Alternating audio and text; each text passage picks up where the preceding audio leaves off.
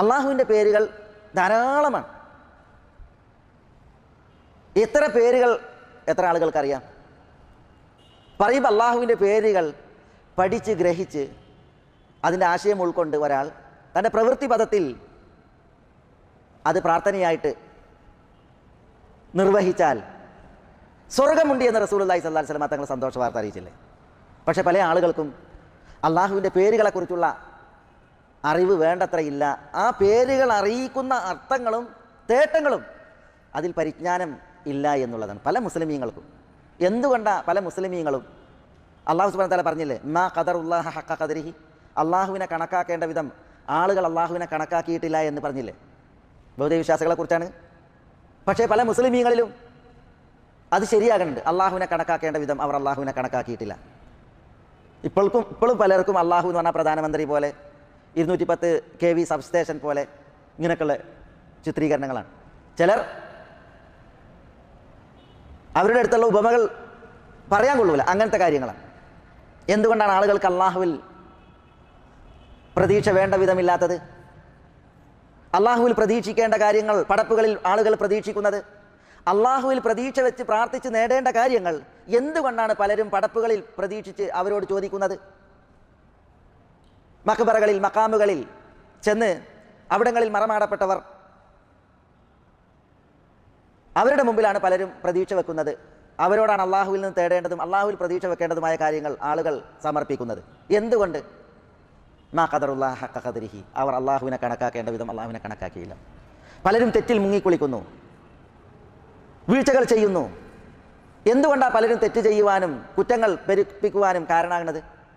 അള്ളാഹുവിനെ കുറിച്ചുള്ള വേണ്ട വിധമുള്ള അറിവും അതേപോലെ തന്നെ അള്ളാഹുവിനെ കുറിച്ചുള്ള ജ്ഞാനവും ഇല്ല എന്നുള്ളതാണ്. അള്ളാഹ്ക്ക് അർ റഖീബ് എന്നൊരു പേരുണ്ട്. എന്താ അള്ളാഹു അർ റഖീബ് എന്ന് പറഞ്ഞാൽ? അള്ളാഹു നിരീക്ഷിക്കുന്നവനാണ് എന്നാണ്. മീതെ നിന്ന് അള്ളാഹുവിൻ്റെ നിരീക്ഷണമുണ്ട്. ആ നിരീക്ഷണത്തിൽ അടുത്തത് അകന്നത് വ്യത്യാസമല്ല, ചെറുത് വലുത് വ്യത്യാസമല്ല, നേർത്തത് കടുത്തത് വ്യത്യാസമല്ല, അഗോചരം ഗോചരം എന്ന വ്യത്യാസമല്ല, ദൃശ്യം അദൃശ്യം വ്യത്യാസമല്ല. ആ നിരീക്ഷണത്തിൽ ഇന്നലെ ഇന്ന് നാളെ വ്യത്യാസമല്ല, ഒളിഞ്ഞത് തെളിഞ്ഞത് വ്യത്യാസമല്ല. അങ്ങനെയുള്ള അർ റഖീബാണ് അല്ലാഹു തആല. കഥകൾ കൊട്ടിയടച്ച് വിരികൾ താഴ്ത്തി ആളൊഴിഞ്ഞിടത്ത് ഞാനൊരു തെറ്റ് ചെയ്താലും എന്നെ നിരീക്ഷിക്കുന്നവനായ അള്ളാഹുവിൻ്റെ നിരീക്ഷണത്തിൽ നിന്ന് തെറ്റിയിട്ട് ചെയ്യാൻ പറ്റൂല എന്നുള്ള ബോധം അർ റഖീബ് എന്നുള്ള നാമം അർത്ഥമാക്കുന്നതെന്തോ തേടുന്നതെന്തോ അത് വേണ്ട വിധം ആളുകൾ ഉൾക്കൊള്ളാത്തത് കാരണത്താലാണ് തെറ്റിൽ കുളിക്കുന്നത്, പാപങ്ങൾ പ്രവർത്തിക്കുന്നത്. പറഞ്ഞു വരുന്നത് അല്ലാഹു സുബ്ഹാനഹു വ തആലാൻ്റെ നാമങ്ങൾ പഠിക്കുക, അതിൻ്റെ അർത്ഥവും ആശയവും തേട്ടവും മനസ്സിലാക്കുക എന്നുള്ളത് വളരെ പ്രാധാന്യമുള്ള സംഗതിയാണ്. അത് നമ്മൾ ഗ്രഹിക്കാനാണ് ഈ പണ്ഡിതന്മാർ ഇങ്ങനെ ഈ വിഷയത്തിൽ സംസാരിക്കുന്നത്. നമുക്കറിയാം, വിശുദ്ധ ഖുർആനിൽ അള്ളാഹുവിൻ്റെ നാമങ്ങളെക്കുറിച്ച് അള്ളാഹു പറഞ്ഞപ്പോൾ പല ആയത്തുകളിൽ അള്ളാഹു പറഞ്ഞു അള്ളാഹുവിൻ്റെ നാമങ്ങൾ ഹുസ്നയാണ്. ഹുസ്ന എന്ന് പറഞ്ഞാൽ എന്താ? ഒരായത്തിൽ വലില്ലാഹിൽ അസ്മാഉൽ ഹുസ്ന ഫദ്ഉഹു ബിഹ, വലില്ല അള്ളാഹുവിന് മാത്രമാകുന്നു അൽ അസ്മാഉൽ ഹുസ്ന, ഏറ്റവും നല്ല പേരുകൾ. അൽ ഹുസ്ന എന്നാ പറഞ്ഞത് അള്ളാഹിൻ്റെ പേരുകളെക്കുറിച്ച്. ഹുസ്ന എന്നുള്ളത് അഹ്സൻ എന്നതിൻ്റെ സ്ത്രീലിംഗാണ്. അൽ അഹ്സൻ എന്ന് പറഞ്ഞാൽ ഏറ്റവും നല്ലതെന്നാണ്, സൂപ്പർലേറ്റീവ് ഡിഗ്രി. അതിൻ്റെ സ്ത്രീലിംഗാണ് അൽ ഹുസ്ന. അൽ അസ്മാ എന്നുള്ളത് ബഹുവചനായതുകൊണ്ട് അതിനെ സ്ത്രീലിംഗം കൊണ്ടാണ് വിശേഷിപ്പിച്ചത്. അൽ അസ്മാ ഉൽ ഹുസ്ന എന്ന് പറഞ്ഞാൽ അത്യുത്തമമായ നാമങ്ങൾ, ഏറ്റവും നല്ല സംജ്ഞകൾ. ഇത് ആർക്ക് മാത്രമാണ്? വലില്ല അള്ളാഹുവിന് മാത്രമാണ്.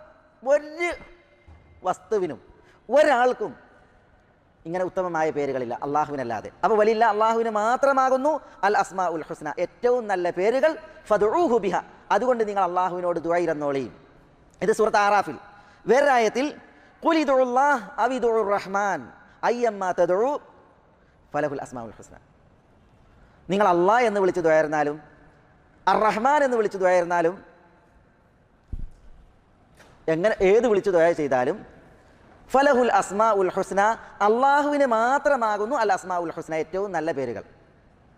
അപ്പം അള്ളാഹുവിന് ഏറ്റവും നല്ല പേരുകൾ അത് അവന് മാത്രം എന്ന് പറയാണ് രണ്ടാമത്തെ ആയത്തിൽ. ഇനി മൂന്നാമത്തെ ആയത്തിൽ നോക്കൂ നിങ്ങൾ, അല്ലാഹു ലാ ഇലാഹ ഇല്ലാഹു ലഹുൽ അസ്മാഉൽ ഹുസ്ന. അല്ലാഹു ലാ ഇലാഹ ഇല്ലാഹു, അള്ളാഹു അവനല്ലാതെ യഥാർത്ഥത്തിൽ ആരാധനക്കർഹനായി മറ്റാരുമില്ല. ലഹു അവന് മാത്രമാകുന്നു അൽ അസ്മാഉൽ ഹുസ്ന, ഏറ്റവും നല്ല പേരുകൾ. ഇവിടെ ഈ ആയത്തും അറിയിക്കുന്നത് എന്താ? ഏറ്റവും നല്ല പേരുകൾ അള്ളാഹ്ക്ക് മാത്രമാണ്. ഈ ലാമുൽ ഇഖ്തിസാസാണ്. ലഹു എന്ന് പറഞ്ഞില്ലേ, ലില്ല എന്ന് പറഞ്ഞില്ലേ, ഈ ആയത്തുകളിൽ പറഞ്ഞ ലില്ല ലഹു എന്ന് പറഞ്ഞിടത്തൊക്കെയുള്ള ലാമ് അത് ലാമുൽ ഇഖ്തിസാസ്, അള്ളാഹ്ക്ക് പ്രത്യേകമാണ് എന്നാണ് അറിയിക്കുന്നത്. ഈ 4-ാമത്തെ ആയത്ത് എന്താ? ഇത് സൂറത്ത് താഹയിൽ 4-ാമത്തെ ആയത്ത് സൂറത്ത് ഹശറിനൊടുവിൽ ഹുവല്ലാഹുൽ ഖാലിഖുൽ ബാരിഉൽ മുസവ്വിർ ലഹുൽ അസ്മാഉൽ ഹുസ്ന. ഹുവല്ലാ, അവൻ അള്ളാഹു, അൽ ഖാലിഖുൽ ബാരിഉൽ മുസവ്വിർ, അവനാകുന്നു സൃഷ്ടാവ്, അവനാകുന്നു രൂപപ്പെടുത്തുന്നവൻ. ലഹുൽ അസ്മാഉൽ ഹുസ്ന, അവന് മാത്രമാകുന്നു ഏറ്റവും നല്ല പേരുകൾ, ഉത്തമമായ സംജ്ഞകൾ അത് അള്ളാഹുവിന് മാത്രമാകുന്നു എന്ന് അള്ളാഹു സുബ്ഹാനഹു വ തആല വിശുദ്ധ ഖുർആനിൽ 4 ആയത്തുകളിലൂടെ നമ്മളെ പഠിപ്പിക്കുകയാണ്. അപ്പോൾ ആ ഉത്തമമായ പേരുകൾ എന്ത് എന്നുള്ളത് നമ്മൾ അറിയണ്ടേ?